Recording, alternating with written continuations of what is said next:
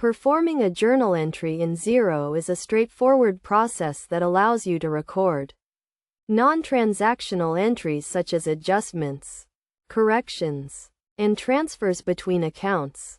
To start, navigate to the Accounting menu and select Journal Entries.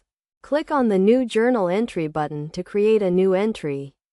In the Journal Entry screen, select the date of the journal entry, which should be the date when the transaction occurred or is effective. Choose the type of journal entry you want to create, such as a standard journal entry or a reversing journal entry.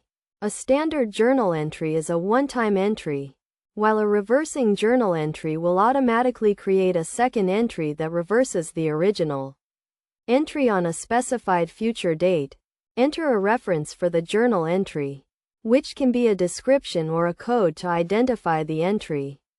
Now, add the journal lines by selecting the accounts to be debited or credited, and enter the corresponding amounts. Ensure that the total debits equal the total credits, as journal entries must be balanced. You can add multiple lines to the journal entry as needed. Once you have added all the journal lines, review the entry to ensure accuracy and completeness. You can also add an attachment to the journal entry, such as a supporting document or a note, by clicking on the Attachments tab. Finally, click on the Post button to save and post the journal entry to the general ledger.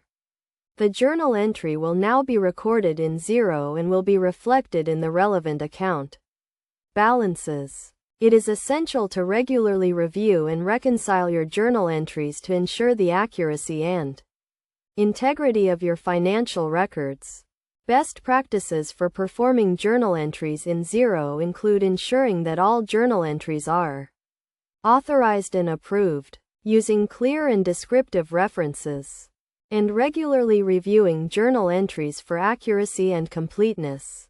By following these steps and best practices, you can efficiently and effectively perform journal entries in Xero and maintain accurate and up-to-date financial records.